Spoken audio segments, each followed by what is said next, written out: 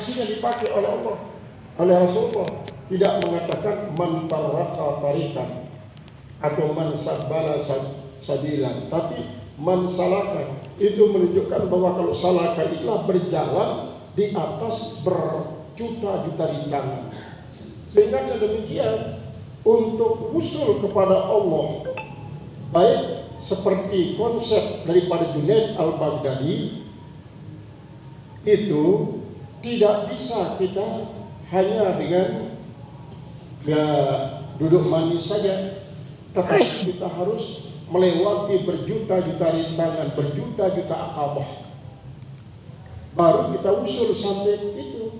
Dan seperti katakan, ini adalah infiradu rububiyatillah fi qalbihi, yaitu mengesahkan sifat rububiyah Allah dalam dirinya, sehingga apapun, baik gerak tubuh kita yang kelihatan ataupun gerak hati yang tidak kita lihat sendiri, kemudian ataupun ucapan-ucapan kita, semuanya itu adalah hakikatnya Allah yang menggerakkan.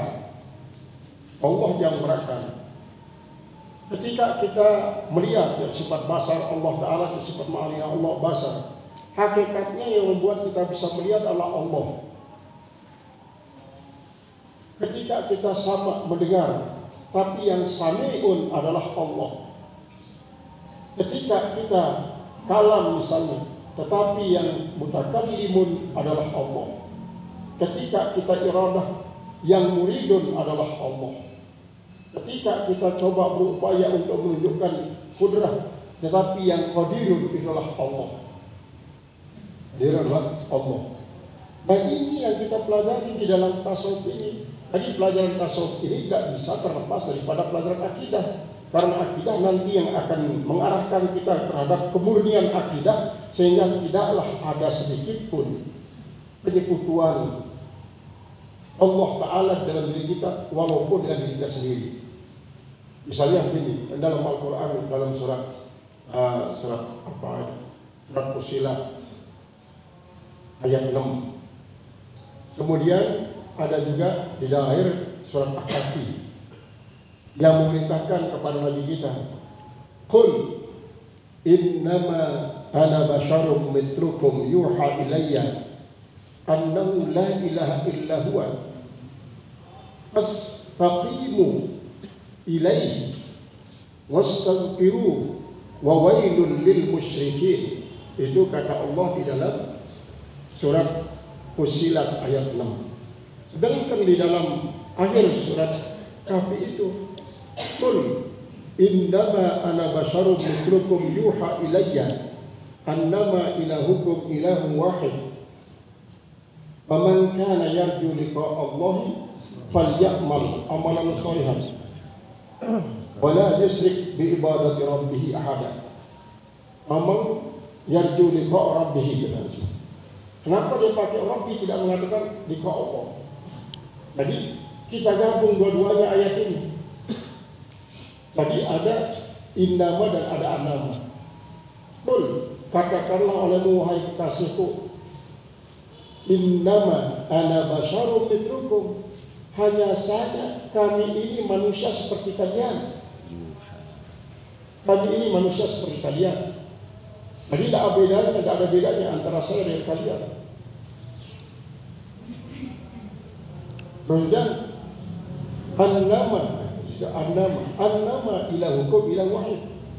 Sama-sama artinya hanya saja Tuhan kalian itu adalah Tuhan yang esa. Tuhan yang esa. Kemudian pada ayat yang ke-6 surat Fussilat ini mengatakan bahwa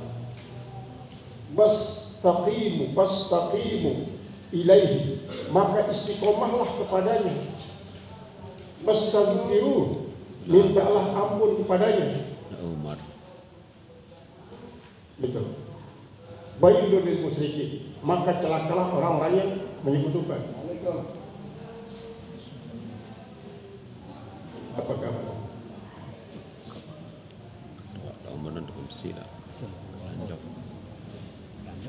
Kanjong. Maulid. Halil.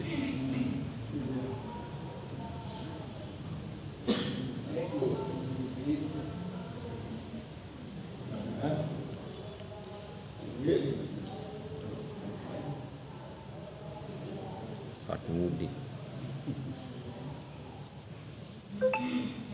Ini kan.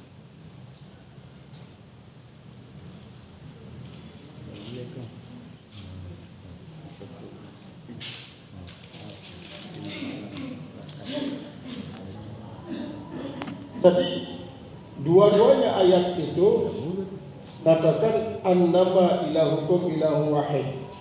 Hanya saya Tuhan kalian Tuhan yang esa. Ayat ini mengatakan fastaqimu ilaihi fastaghfiruh. Maka kalian wajib istiqomah padanya dan minta ampunlah kepada Allah. Nah, kemudian kalau kita gabung dia dengan ayat akhir surat Kahfi itu sudah dikatakan faman kana yarju liqa'a rabbih fal ya'mal amalan shalihan wa la yusyrik bi ibadati rabbih ahada. Siapa saja yang ingin bertemu dengan Allah, siapa saja yang ingin bertemu dengan Allah, maka hendaklah dia beramal saleh. Jangan sekali-kali dia menyebutkan Allah dengan sesuatu, dengan seorang pun, jangan. Nah, di sini kenapa dikatakan? Agar kita jangan mengkultuskan Nabi Muhammad SAW. Karena Nabi sudah mengatakan innama ana basarun mithlukum. Hanya saya ini manusia seperti kalian. Hanya saja saya ini manusia seperti kalian. Terus annama ilahukum ilahu wahid. Hakikatnya Tuhan kalian itu adalah Tuhan yang esa. Tuhan yang esa. Berarti di sini sifat basariah kita ada pada sifat basariah Nabi Muhammad SAW. Lalu Allah Subhanahu wa Ta'ala yang Maha Esa itu memberikan warning, ultimatum kepada Nabi kita agar jangan kita ini menyekutukan Allah dengan Nabi Muhammad. Karena apa? Pengalaman orang-orang Nasrani mempertuhankan Nabi Isa. Orang-orang Yahudi mempertuhankan Nabi Musa. Jangan umatku seperti umat Nabi Isa. Jangan umatku seperti umat Nabi Musa yang mempertuhankan masing-masing nabi mereka. Makanya dikatakan wailul lil musyrikin.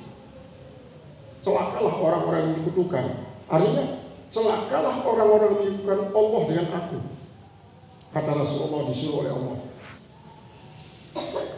Kalau kalian ingin bertemu dengan Allah, dengan Tuhan kalian, maka silakan beramal saleh. Dan di dalam menyembah Allah itu jangan menyebutkan Allah dengan aku. Ya itulah orang-orang.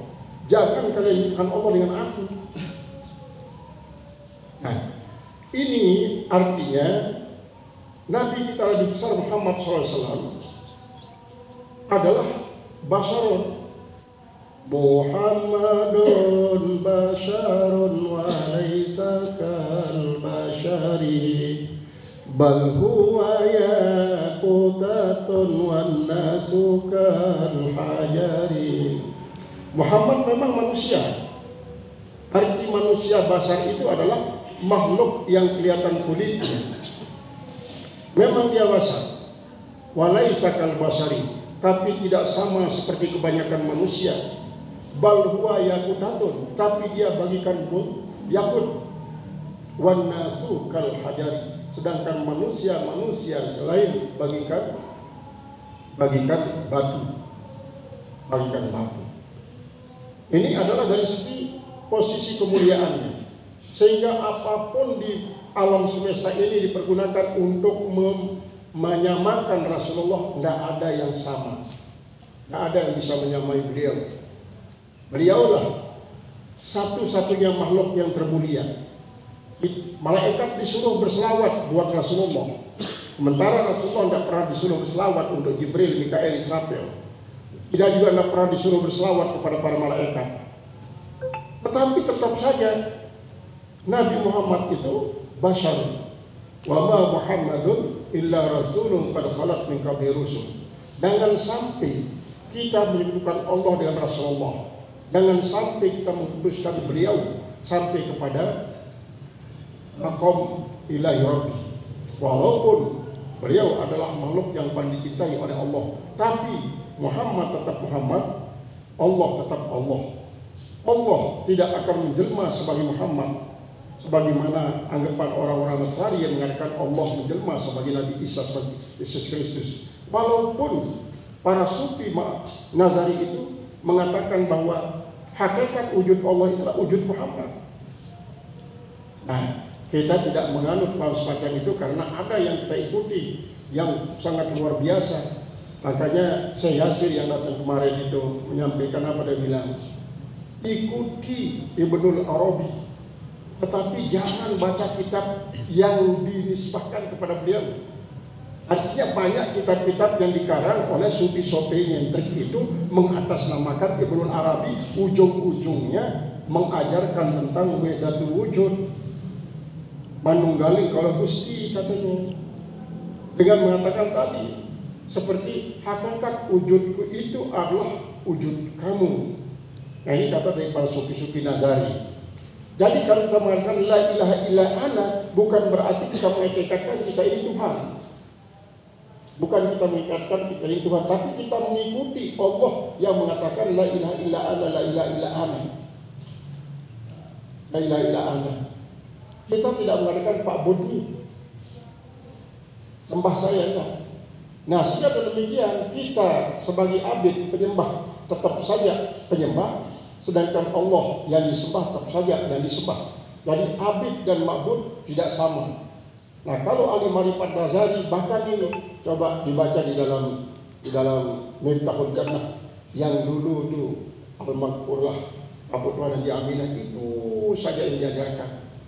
Miftahul Jannah ini saya justru temukan kitab beliau itu Miftahul Jannah ini, dan beliau diajar oleh Balokon Gharidul Halim Miftahul Jannah. Tapi bagaimana dia mengetekatkan bahwa antara abid dengan ma'bud itu adalah tidak ada bedanya, ada bedanya, ada bedanya. Itu tidak bisa kita pahami secara literal. Tidak ada bedanya, maksudnya di sini adalah semua yang kita lakukan atas sebab Allah, bukan berarti Allah yang mengerjakan. Ini kan wallahu khalaqakum wa ma ta'malun. Allah yang menciptakan kalian dan menciptakan apa yang kalian kerjakan. Saya berkali-kali mengatakan seperti contoh kali ini. Kita ini hadir ngaji. Kita hadir dengan sebab Allah. Kita duduk dengan sebab Allah. Yang membuat kita ngaji itulah Allah. Sebagaimana dia membuat kita. Dia membuat kita dan membuat kita ngaji. Dia membuat kita dan membuat kita duduk. Tapi yang duduk ini bukan Allah. Yang duduk ini bukan Allah. Kita yang duduk, tapi duduknya kita dibikin oleh Allah. Artinya apa? Kalau tidak ditakdirkan oleh Allah kita duduk, tidak bisa duduk. Kalau tidak ditakdirkan kita oleh Allah untuk berdiri, tidak bisa berdiri. Tapi bukan Allah yang berdiri. Bukan Allah yang berdiri. Tapi kalau sufi Nazari itu ya itekan Allah sudah yang duduk, bangun, berdiri itu. Berarti kalau dikaitkan nanti dengan sholat lagi misalnya, dengan sholat, makanya kalau dalam kaitannya dengan sholat misalnya ada 4 yang harus kita perhatikan kalau menurut tasawuf marifat, yaitu adalah pertama, ingat. Artinya jangan ingat diri kita yang melakukan sholat. Ini kata-kata mereka. Jangan ingat diri kita yang melakukan sholat. Artinya apa? Yang menggerakkan kita Allah dalam sholat itu yang diingatkan dengan Allah. Yang kedua, jangan mengakui diri kita yang melakukan sholat. Artinya yang kita harus akui menggerakkan kita untuk sholat adalah Allah. Yang ketiga, jangan merasakan diri kita yang melakukan sholat. Ini artinya apa? Artinya kita wajib merasakan bahwa Allah, wajib kita merasakan bahwa Allah yang menggerakkan kita supaya bisa sholat. Yang keempat, jangan memandang diri kita yang sholat, tetapi pandanglah Allah yang menyebabkan kita sholat.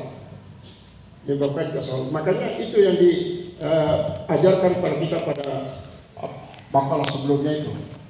Yang itu adalah pada sesuatu yang baik nisbahkan kepada Allah, tapi pada sesuatu yang tidak baik jangan nisbahkan kepada Allah, karena itu su'ul adab kepada Allah.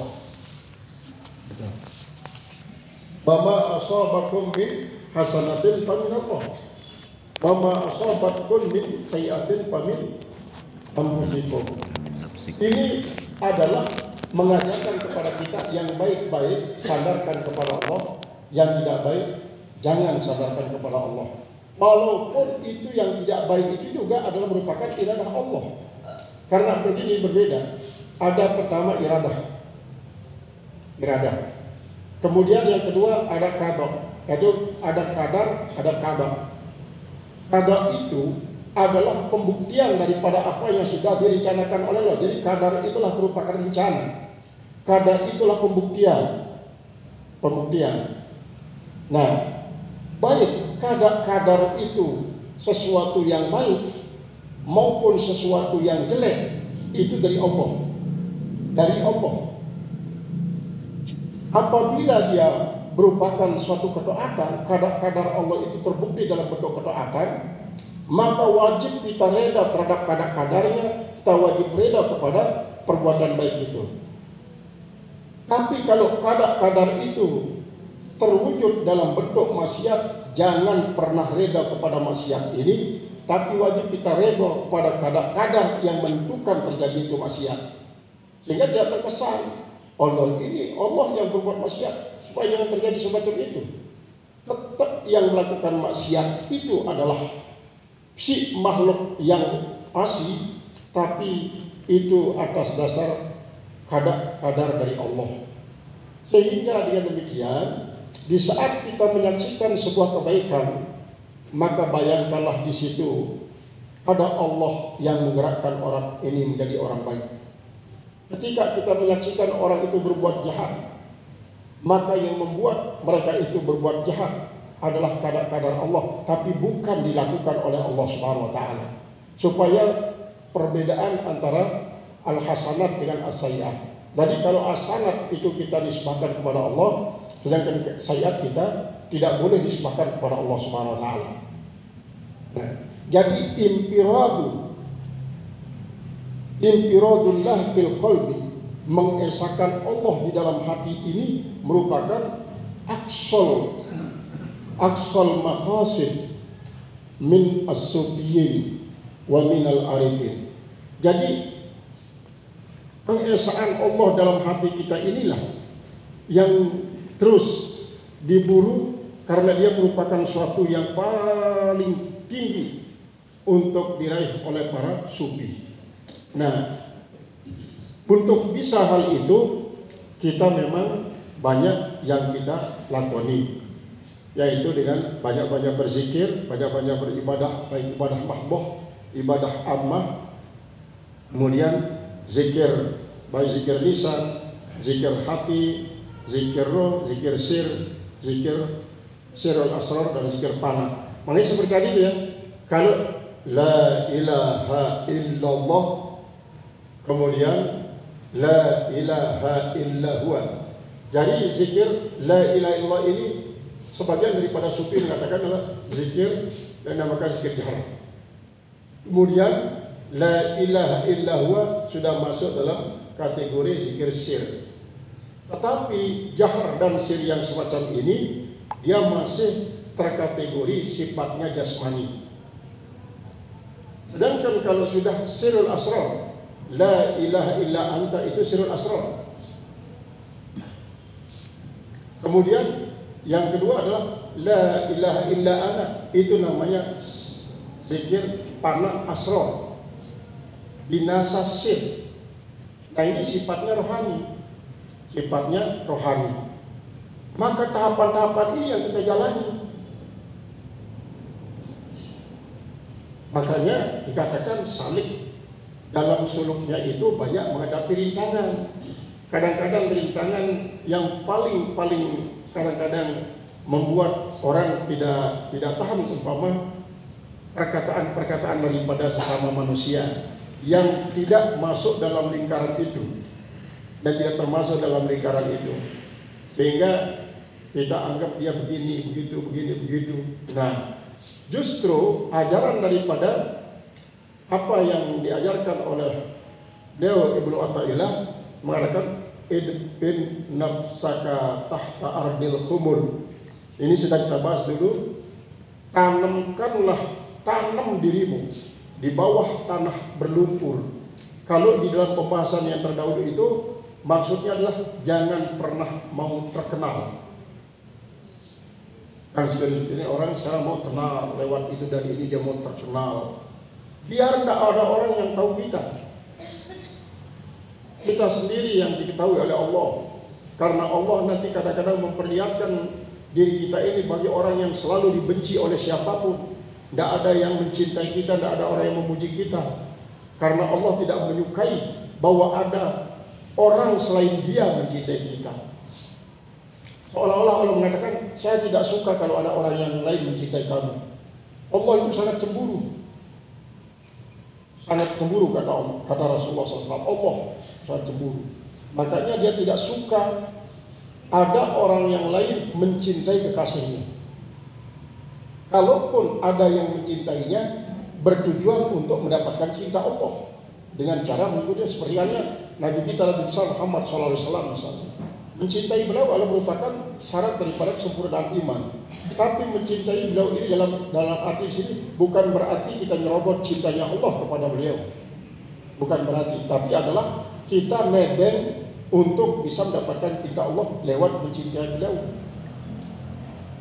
Kemudian yang kedua, makna daripada idfin nafsaka tahta ardil khumul itu jangan pernah berikan bagian sedikit pun nafsumu ini, sehingga memberikan bagian kepada nafsu dalam bentuk ibadah pun jangan. Nah, itulah makna daripada wala yusrik bi ibadati rabbi ahadai. Jangan pernah memberikan bagian nafsu dalam ibadah kita sekalipun kepada Allah. Cara gimana? Jangan mengakui bahwa kita itu yang melakukan ibadah ini. Nah, ini yang kering bersama, sehingga mengatakan tidak ada bedanya antara abid dengan ma'bud. Artinya, kalau kita ingin memisahkan itu adalah antara abid dan ma'bud tetap beda, maka caranya sekali semua gerak, kata-kata, gerak badan, gerak hati, itu semuanya dikendalikan oleh Allah. Sedikit pun kita tidak merasakan diri kita yang melakukannya. Merasakan bukan kita yang melakukannya. Berarti di sini kita tidak memberikan sedikit pun bagian untuk nafsu. Itu makna daripada idfin nafsaka tahta ardil khumul. Tanam nafsumu di bawah tanah berlumpur, supaya jangan sedikit pun dia dapat bagian daripada semua yang kita lakukan. Ini adalah yang kita latih, yang ingin kita dapatkan, seperti yang sudah didapatkan oleh para arifin. Maka di dalam kitab ini banyak kisah-kisah seperti tadi itu kan diibaratkan di dalam sebuah wilayah, apa itu wilayah kerajaan, wilayah itu kabupaten, provinsi dan lain sebagainya. Ada seorang budak ini dia memang sangat bagus peranginya, bagus perilakunya, tidak ada yang tercela, tapi dia tetap merupakan budak daripada seorang raja. Ketika terjadi pemilihan yang akan menjadi pemimpin di kerajaan itu, menjadi raja di kerajaan itu, maka banyak rakyat menawarkan, kalau ini yang menjadi raja kami, tuan raja. Dan ditunjukkan beberapa penggawa-penggawa yang menurut mereka sangat pantas untuk menggantikan raja yang sedang berkuasa. Tapi justru raja ini menunjuk Enggak, itu semuanya enggak pantas itu. Itu saja budak saya itu, pajak saya itu, dia yang harus diangkat menjadi pemimpin. Akhirnya terjadilah kisruh. Di mana budak akan diangkat menjadi pemimpin? Karena di dalam apa? Di dalam, coba lihat di dalam Nasaihul Ibad. Di situ ada sebuah makalah yang mengatakan, alaikum bil ihtirami lil maliki walau kana abdan wajusyian habasyian. Wajib kalian itu hormat kepada pemimpin kalian walaupun pemimpin kalian adalah seorang budak negro yang berkulit hitam jelek. Sampai di situ ada yang ditampilkan di sebuah kerajaan. Betul, yang menjadi pemimpinnya itu adalah seorang budak negro berkulit hitam, pekat, jelek. Kemudian pokoknya tidak cocok dia menjadi raja. Tetapi umat Islam kan diwajibkan untuk tunduk kepada pemimpinnya walaupun dia budak negro yang berkulit hitam jelek. Maka dihormatilah oleh para tokoh-tokoh kerajaan yang muslim budak itu yang juga menjadi pemimpin. Ini yang menyebabkan orang-orang Nasrani menganut agama Islam. Di dalam Nasaihul Ibad ada di bab Ahmad.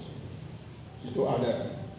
Nah, ketika diambil dari suatu kisah ini, kok budak jadi pemimpin?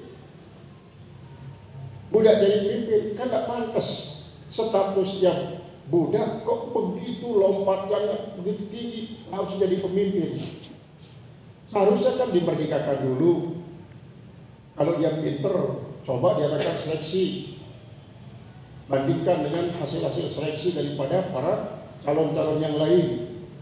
Kalau memang harus seleksinya adalah bagus, maka yang kita angkat menjadi raja itu bukan budak lagi, tetapi adalah mantan budak, orang yang sudah dimerdekakan.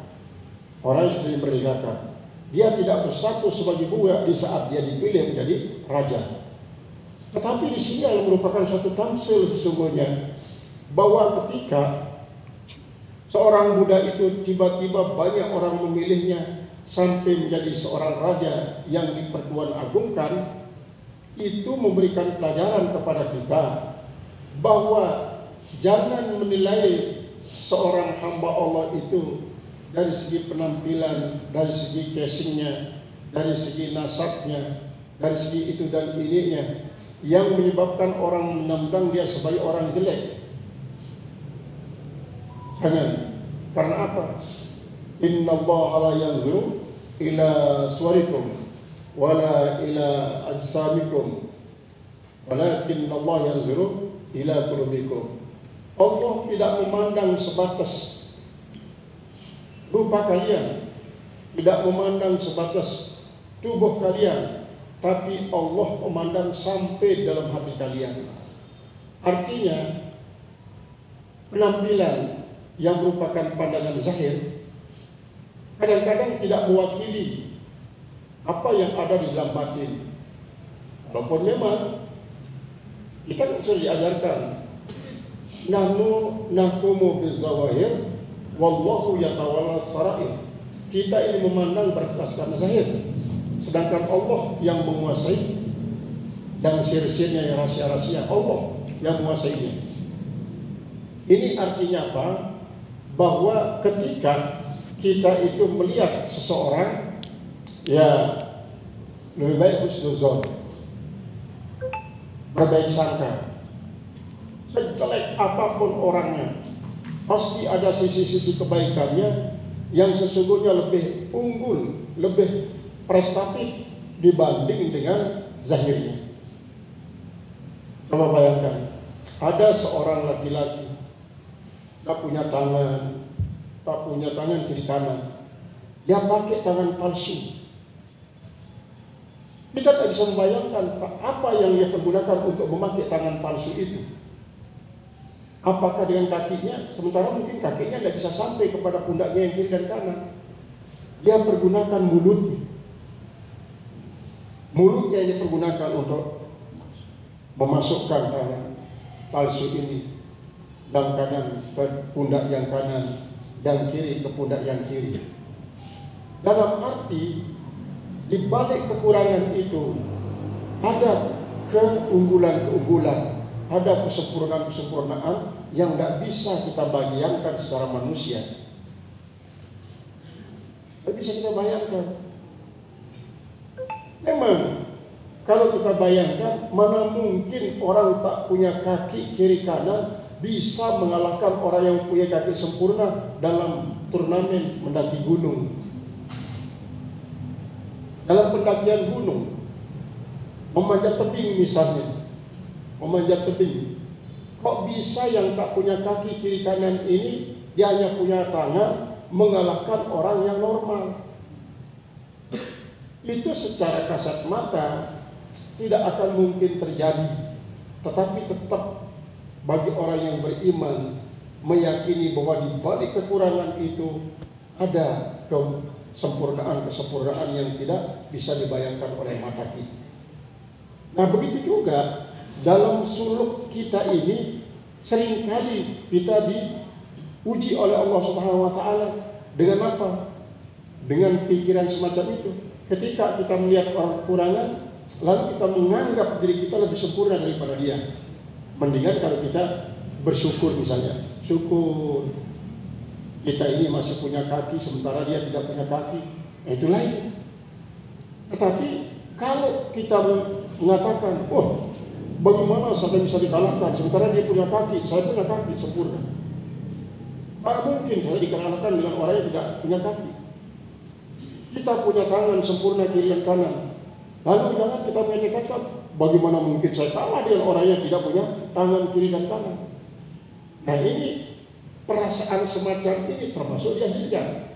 Termasuk itu rintangan aqabah di saat kita sedang suluk, sedang menjalani perjalanan untuk menuju masluk, yaitulah qadir mujallim. Sehingga dengan apa yang kita lihat ini, nah, di sini ada diriwayatkan daripada apa? Ini. An Abi Yazid Al-Bastami radhiyallahu anhu, daripada Abu Yazid Al-Bastami, mudah-mudahan Allah ridha daripadanya, Haddatsa Yahya bin Mu'adz, telah bercerita Yahya bin Mu'adz radhiyallahu taala anhu, mudah-mudahan Allah ridha daripadanya, annahu ra'a fi ba'di masyahadatihi, bahwasanya dia melihat pada sebagian musyahadahnya, mimba di salat isya, setelah salat isya ila tulu'il fajr, sampai terbenam sampai terbit fajar. Mustafizan, hal keadaan dia duduk, dalam keadaan duduk gelisah, dia tidak tenang duduknya. Ala suduri kadamaihi, dia itu di atas perut tumitnya, dia duduk tidak tenang.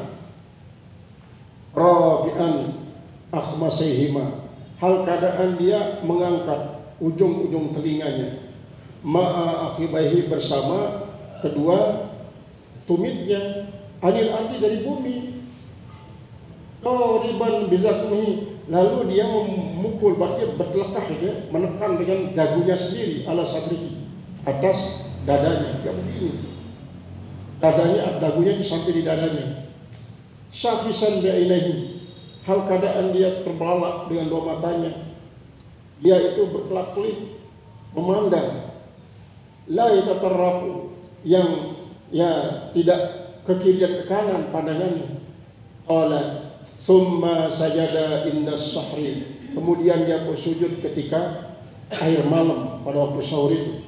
Fa'atola, maka dia memanjangkan masa sujudnya, panjang sekali dalam sujudnya. Summa qada, kemudian beliau duduk setelah sujud itu. Faqala, maka dia pun berdoa. Apa doanya?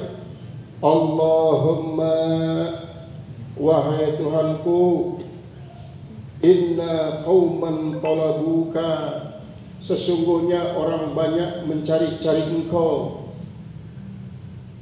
minta sesuatu dari Engkau.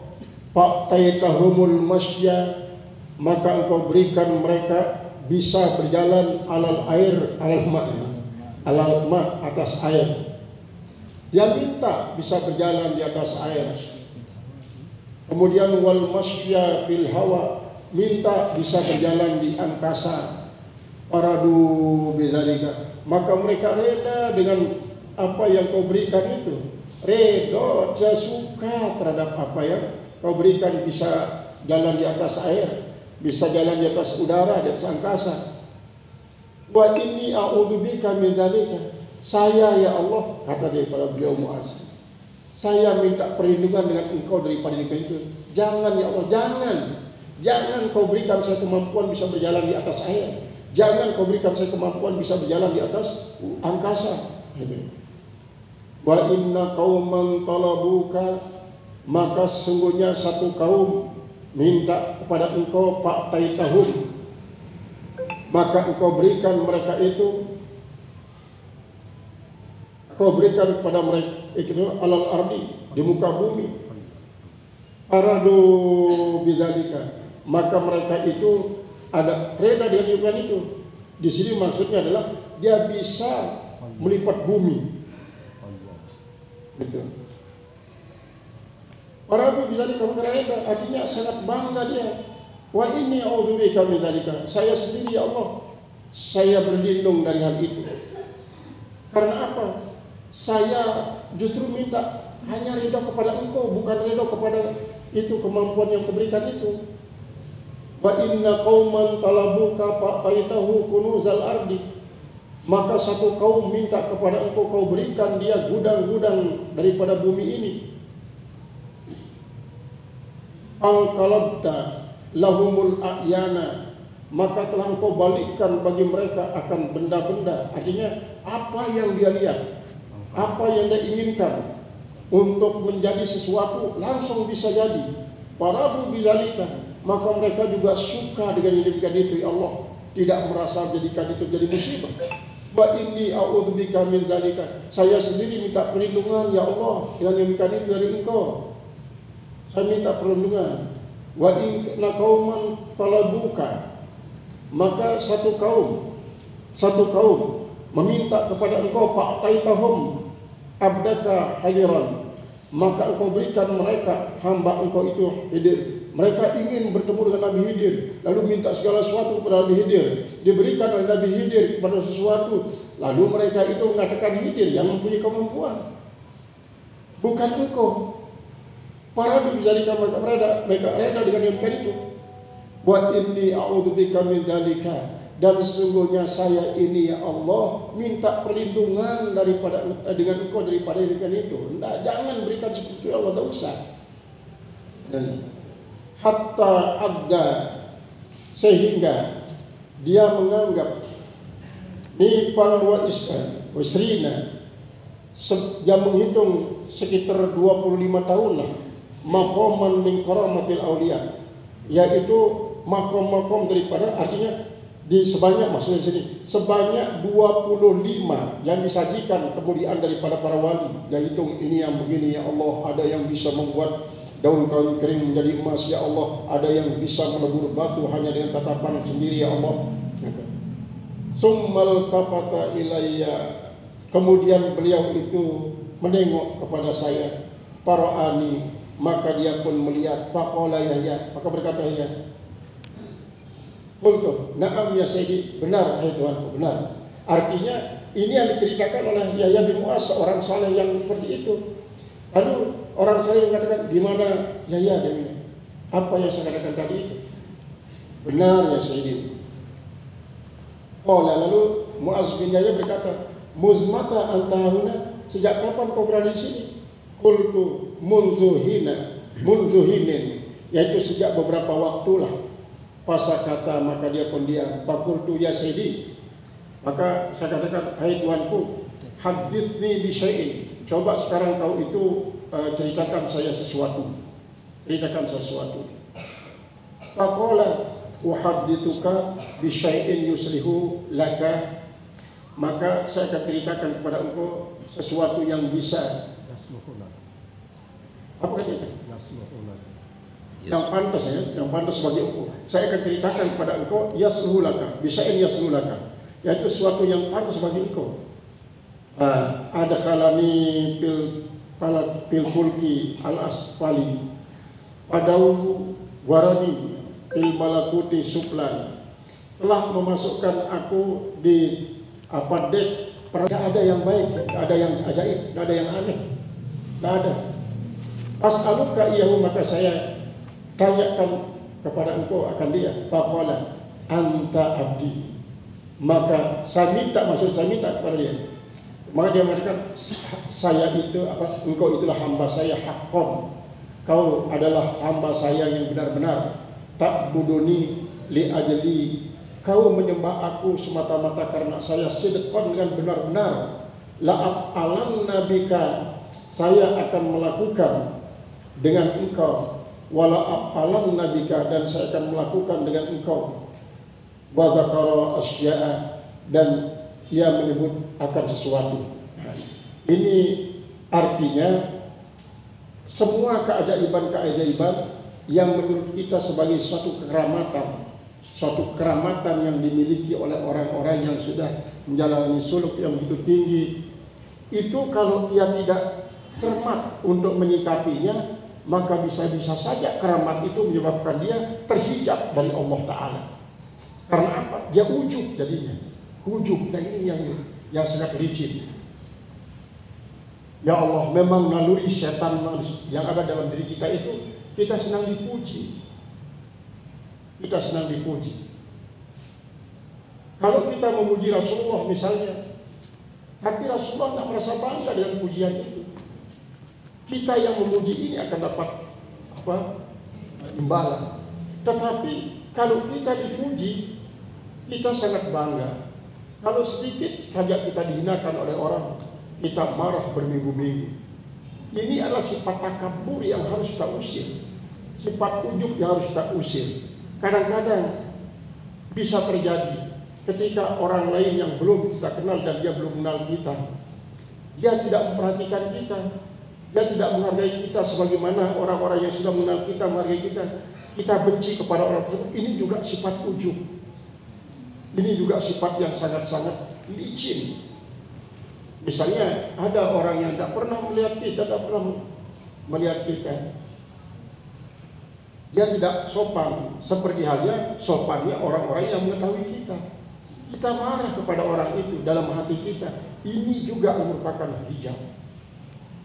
Ini sangat-sangat licin. Ini rintangan yang kelihatannya kecil, tapi sangat dahsyat penghalangnya untuk menyebabkan kita sampai kepada Allah. Kamu bayangkan, dia sebut sekian banyak keramat. Saya berlindung dari itu ya Allah. Tidak usah kau berikan saya hal itu ya Allah. So, saya tidak mau terkenal, karena dengan terkenal itu akan menjadi ujub.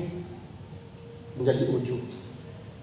Itu kan sekarang ini adalah orang banyak yang ingin tenar itu dengan melakukan hal-hal yang berbeda daripada kebiasaan manusia supaya dia terkenal. Nah, kalau memang dia melakukan bukan untuk terkenal, tapi adalah supaya apa? Majhul, tidak dikenal di sisi manusia, tapi dia ma'rufun indallah. Itu tidak jadi masalah karena dia tidak menginginkan sanjungan manusia, tidak menginginkan pujian manusia, tidak menginginkan kemuliaan daripada manusia. Yang diinginkan adalah kepasrahan total kepada Allah. Terserah Allah mau bikin kita jadi apa.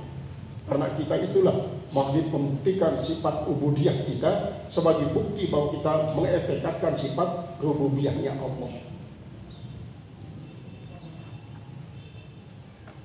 Qala al-musannif rahimahullah ta'ala, faqala Yahya bin Mu'az radhiyallahu ta'ala anhu, ahalani dhalika wamtala'tu bihi wa ajibtu minhu. Mu'az bin Yahya ini yang termasuk seorang ahli hikmah yang banyak juga di dalam Nasiul Ibad itu kata-kata beliau yang dicantumkan sebagai satu pelajaran yang sangat berharga. Mudah-mudahan kita, ya bagaimana maunya Allah menjadikan kita memang berharap menjadi hamba yang dekat kepada Allah, sehingga dengan demikian kita menginginkan dekat kepada Allah. Kalau sudah dekat kepada Allah, dia mau taruh kita di mana oleh Allah, tentu kita serahkan juga kepada Allah Subhanahu wa Ta'ala.